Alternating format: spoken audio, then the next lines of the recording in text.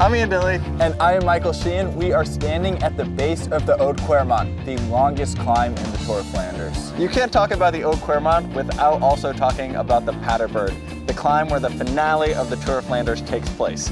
We're gonna go ride the two of these climbs and see how they factor into the overall race. Next climb will be the Kwaremont again.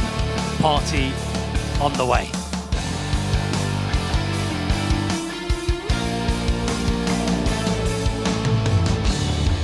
The Oude Kwaremont is the longest climb in the entire Tour of Flanders.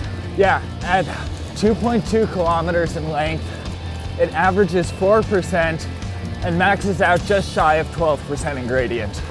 Now the race hits this climb 3 times in total, at 120 kilometers, 209 kilometers, and 252 kilometers into the race.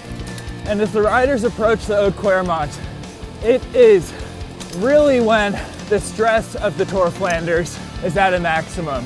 While this climb is not necessarily the hardest in the entire tour, it leads into the Paterberg the last 2 times.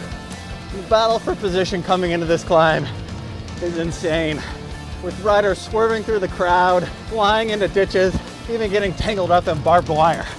It is more stressful and more dangerous than Walmart at Black Friday. Once the racers crest the climb of the Oude Kwaremont, they still have almost a kilometer of cobblestone false flat through this giant windswept field. This is where you see the real gaps open up on the climb. Oftentimes you hear that over the top of the climbs are more consequential than the climbs themselves. This section of road speaks to that no better than any other climb.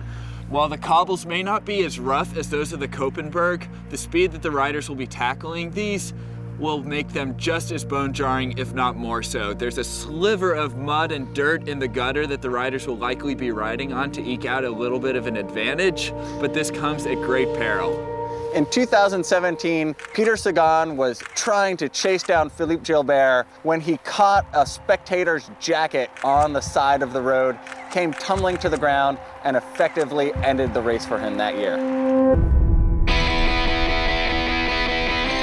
After the Oude Kwaremont, there's a few quick turns, and then the run into the Paterberg begins.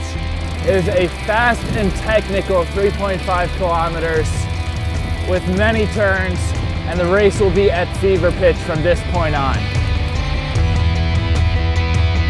Onto the Paterberg, as they're led on by Sky, and look at Kwiatkowski. Kwiatkowski is going to take it up. The Paterberg is a short but spiteful climb. At only 400 meters long, it averages 12.5% and maxes out at 22% before the riders reach the summit. The race hits this climb 2 times, at 214 kilometers into the race and 253 kilometers into the race. And with the final ascent lying only 12 kilometers before the finish, the race will be on. And Sagan is motoring on. Sagan is driving into the top. His last few little bits of effort.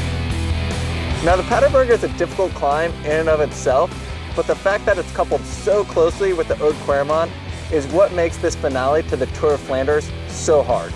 And let's not forget, by the time the riders get to the Paterberg, they will have already been in the saddle for 253 kilometers. Now there's a legend about this final hill that a farmer who lived nearby cobbled this climb himself solely so the Tour of Flanders would come by his house. True or not, it's a great story.